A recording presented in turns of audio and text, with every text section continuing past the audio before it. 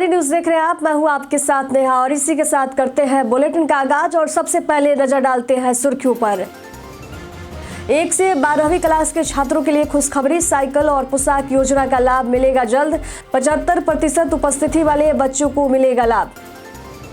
BPSC अभ्यर्थियों का हल्ला बोल, परीक्षा रद्द करने की मांग पर भारी बवाल। छात्रों ने कहा री एग्जाम कराना अन्यायपूर्ण है। बिहार में जनसंख्या वृद्धि दर 14.4%। दिल्ली के बाद सबसे ज्यादा जनसंख्या बिहार का, केंद्रीय राज्य मंत्री ने दी जानकारी। राजगीर महोत्सव में भव्य दंगल, 22-23 दिसंबर को राजगीर केसरी और राजगीर शेरनी का होगा चयन। 500+ पहलवानों का दमदार प्रदर्शन। और गावा टेस्ट बारिश से प्रभावित मैच ड्रॉ पर खत्म। बॉर्डर गावस्कर ट्रॉफी में सीरीज 1-1 से बराबरी पर। खबरें विस्तार से। राज्य के करीब 1.5 करोड़ स्कूली बच्चों के खातों में साइकिल, पोशाक और छात्रवृत्ति जैसी योजनाओं की राशि का भुगतान जल्द ही किया जाएगा। बिहार के शिक्षा विभाग ने इस प्रक्रिया को लेकर जोर शोर से तैयारियां शुरू कर दी है और उम्मीद है कि दिसंबर के अंतिम सप्ताह या जनवरी के पहले सप्ताह तक ये राशि बच्चों के खातों में ट्रांसफर कर दी जाएगी। ये राशि वित्तीय वर्ष 2024-25 के तहत करीब 4,000 करोड़ रुपए की राशि से संबंधित है। लाभार्थियों की सूची तैयार करने के लिए अप्रैल से सितंबर तक स्कूलों में 75% उपस्थिति के आधार पर काम किया गया है। इस योजना में 1 से 12वीं कक्षा के सभी छात्र शामिल हैं, जिनकी सूची विभाग के ई शिक्षा कोष पर दर्ज है।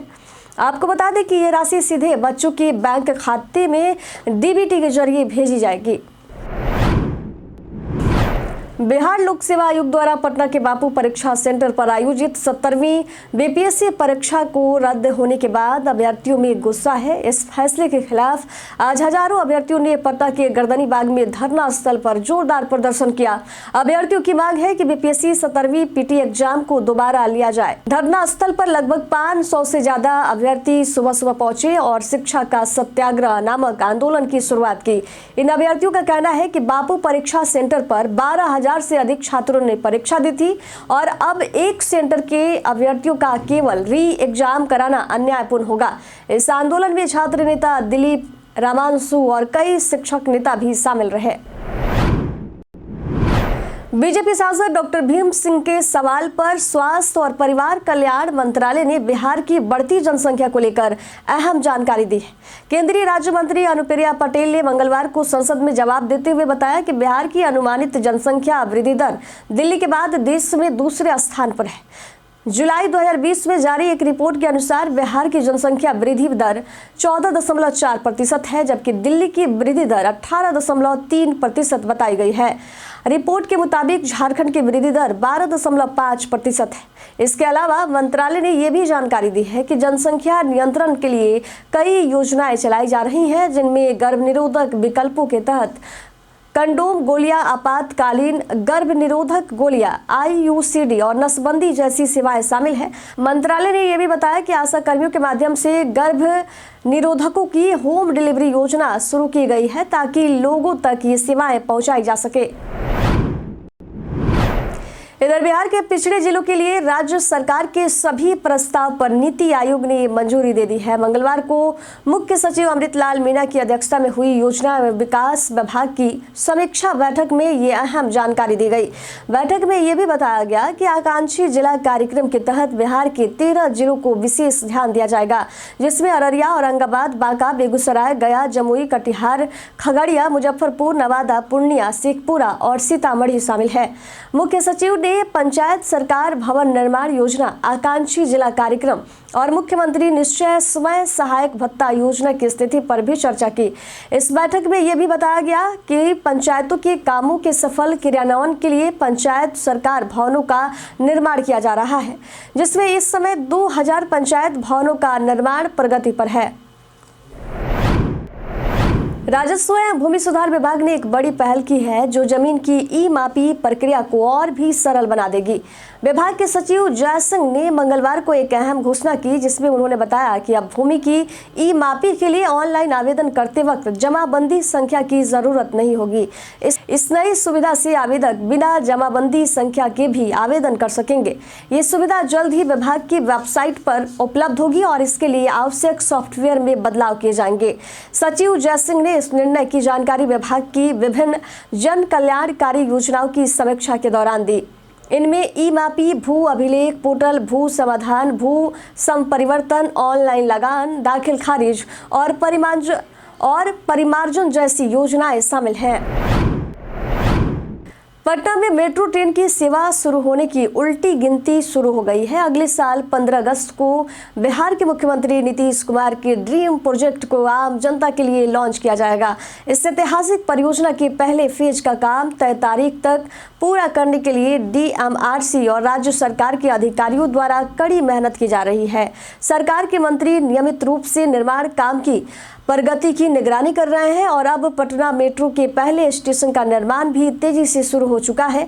ISBT एलिवेटेड स्टेशन के निर्माण की तस्वीर सामने आई है, जो पाटलिपुत्र बस टर्मिनल के ठीक सामने स्थित है। इस स्टेशन से मेट्रो जो है ट्रेन डिपो तक जाएगी। 15 अगस्त तक मलाही पकड़ी से पाटलिपुत्र बस टर्मिनल तक एलिवेटेड मेट्रो लाइन को चालू करने का लक्ष्य रखा गया है। राजगीर महोत्सव के दौरान 22 और 23 दिसंबर को एक भव्य दंगल का आयोजन किया जाएगा, जिसमें 500 से अधिक महिला और पुरुष पहलवान अपनी दमदार प्रतिभा का प्रदर्शन करेंगे।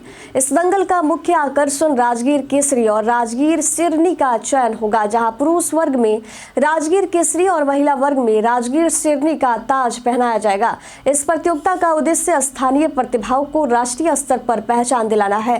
दंगल स्थल के रूप में मलमास मेला सैरात की भूमि पर एक अखाड़ा तैयार किया जा रहा है। भूमि सुधार उपसमहर्ता और दंगल आयोजन समिति के संयोजक उपेंद्र सिंह ने बताया कि विभिन्न राज्यों के चुनिंदा पहलवानों ने इस महाकुंभ में भाग लेने की पुष्टि कर दी है। दंगल आयोजन की तैयारियां अंतिम चरण में है और इसे लेकर उत्साह का माहौल है। बिहार के ऐतिहासिक शहर राजगीर के किला मैदान में 2024 में भारतीय पुरातत्व सर्वेक्षण द्वारा फिर से खुदाई शुरू कर दी गई है। इस नई खुदाई में कई महत्वपूर्ण अवशेष मिले हैं, जो राजगीर के इतिहास को और गहरे तौर पर समझने में मदद कर रहे हैं। खुदाई से मिले स्नान घर, व्यवस्थित सड़कों और एक लोहे के कारखाने के अवशेष ये साबित करते हैं कि राजगीर देश के सबसे प्राचीन स्थलों में से एक था। हालांकि कारखाने की पुष्टि अभी नहीं हो पाई है, लेकिन खुदाई से प्राप्त अन्य अवशेषों ने यहाँ की प्राचीन सभ्यता की अद्वितीयता को उजागर किया है। राजगीर का किला मैदान मगध साम्राज्य का महत्वपूर्ण हिस्सा था और इसका इतिहास 3000 साल से भी पुराना है।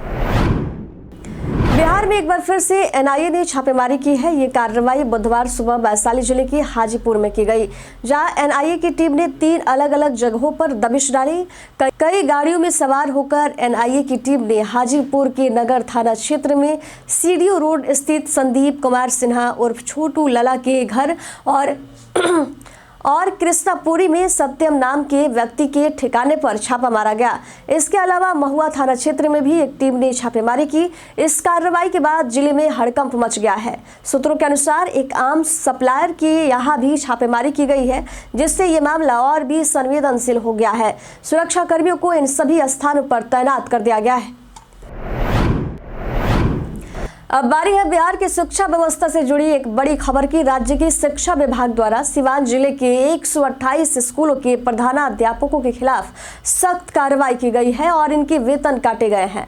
इन प्रधानाध्यापकों पर आरोप है कि इन्होंने सरकारी आदेश के बावजूद विद्यालयों के छात्रों के लिए आपार कार्ड नहीं बनवाए, जिससे शिक्षा विभाग को ये कदम उठाना पड़ा। जिला शिक्षा पदाधिकारी राघवेंद्र प्रताप सिंह ने इस संबंध में आदेश जारी किया है, जिसमें दरौंदा, दरौली, बसंतपुर और बढ़हरिया सहित कई क्षेत्रों के प्रधानाध्यापकों का नाम शामिल है। इन हेडमास्टरों का वेतन काटने की कार्रवाई की गई, जो विद्यालयों में अपनी जिम्मेदारियों को नजरअंदाज कर रहे थे। शिक्षा विभाग की ये कार्रवाई शिक्षा व्यवस्था को बेहतर बनाने की दिशा में एक महत्वपूर्ण कदम मानी जा रही है। अब सरकारी स्कूलों में बच्चों की हाजिरी को लेकर एक महत्वपूर्ण बदलाव होने जा रहा है। शिक्षा विभाग ने बच्चों की उपस्थिति दर्ज करने की एक नई डिजिटल व्यवस्था शुरू करने का निर्णय लिया है। कक्षा में जितने बच्चे उपस्थित होंगे, उतने ही बच्चों की हाजिरी डिजिटल रूप से बनाया जाएगा और ये प्रक्रिया पूरी तरह से पारदर्शी होगी। अब कोई भी शिक्षक हाजिरी बढ़ाकर नहीं दिखा सकेगा। अगर कक्षा में कम बच्चे उपस्थित होते हैं और हाजिरी अधिक दर्ज की जाती है तो इसका पता सॉफ्टवेयर लगा लेगा और इसकी पोल खुल जाएगी। इस नई व्यवस्था को लागू करने के लिए सरकार ने तैयारियां शुरू कर दी है। राज्य भर के सरकारी स्कूलों के शिक्षकों को टैबलेट दिए जाएंगे जिन पर उन्हें बच्चों की उपस्थिति दर्ज करनी होगी। जनवरी 2025 से इस प्रणाली को लेकर प्रशिक्षण दिया जाएगा और मार्च 2025 तक ये सिस्टम राज्य भर के स्कूलों में लागू होने की संभावना है। बिहार के सृजन घोटाले मामले में सीबीआई ने एक बड़ी कार्रवाई करते हुए मुख्य आरोपी सतीश कुमार झा को दिल्ली के पास गाजियाबाद से गिरफ्तार कर लिया है। बता दें कि मंगलवार की सुबह सीबीआई की दिल्ली टीम ने उन्हें एक निजी मकान से दबोचा है। सतीश कुमार झा 2022 से फरार चल रहे थे। आपको बता दें कि सतीश कुमार झा पर सरकारी खाते से लाखों रुपए सृजन सहकारिता समिति के खाते में ट्रांसफर कराने और इसके बदले में घूस लेने का आरोप है। उनकी गिरफ्तारी से पहले सीबीआई ने कई बार उनकी तलाश में छापेमारी की थी और उनकी अहम भूमिका घोटाले में साबित हुई थी। इसके अलावा सृजन घोटाले में सरकारी मदद और ऑडिट रिपोर्ट से जुड़ी कई अनियमितताओं में भी उनकी भूमिका महत्वपूर्ण रही थी।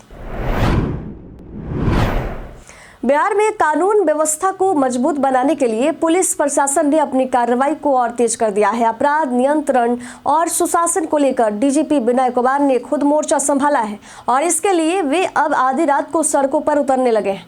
डीजीपी विनय कुमार ने रात को कानून व्यवस्था और पेट्रोलिंग का जायजा लिया। उन्होंने शहर के प्रमुख चौक चौराहों का भ्रमण किया और डायल 112 के पुलिस वाहनों की तैनाती को भी देखा। बता दें कि डीजीपी ने किसी को भी सूचना दिए बिना पटना के इंटीग्रेटेड कंट्रोल कमांड सेंटर का भी दौरा किया और वहां ट्रैफिक सिस्टम की निगरानी के लिए लगाए गए कैमरों की स्थिति और पूरी व्यवस्था का जायजा लिया।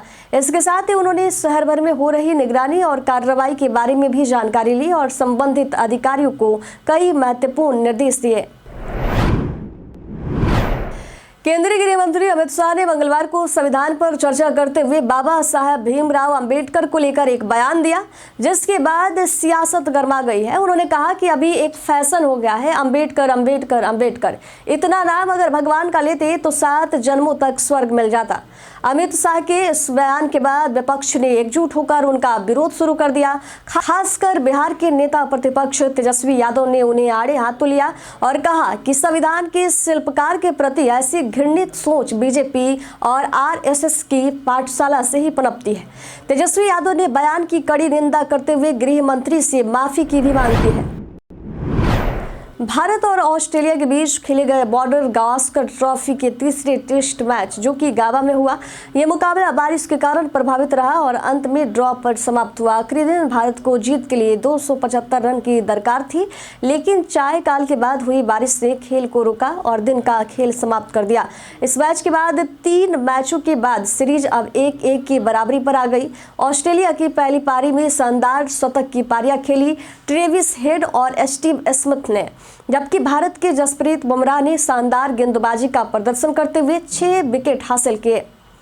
बीते दिन हमारे द्वारा पूछे गए सवाल का जवाब आप लोगों में से बहुत लोगों ने हमारे कमेंट बॉक्स सेक्शन में लिखकर दिया है। जिन्होंने हमारे द्वारा पूछे गए सवाल का जवाब दिया है उनके नाम है जितेंद्र ठाकुर, नौशाद रजा, मुटूर रंगीला, प्रिंस राज, मोहम्मद साकिर हुसैन, संजीव कुमार, रंजीत कुमार, राकेश मिश्रा, छोटू रजा, राम बाबूदास, सुकांत शंकर, रंजीत मिश्रा, रवि मोहन वर्मा, अनवर करीम खान, सानवी गुप्ता, अनुज सिंह। इसी के साथ बढ़ते आज के सवाल की ओर और आज का सवाल है, अगर आपको किसी चीज़ में बदलाव लाने का मौका मिलता तो आप क्या बदलते? इसका जवाब आप हमें कमेंट करके ज़रूर बताइएगा। आज के लिए इतना ही। बिहार के तमाम खबरों के साथ बने रहने के लिए देखते रहिए बिहारी न्यूज़ और साथ ही अगर आप यूट्यूब चैनल पर देख रहे हैं तो चैनल को सब्सक्राइब कर लीजिए और अगर आप फेसबुक पेज पर देख रहे हैं तो लाइक और फॉलो ज़रूर करिए। धन्यवाद।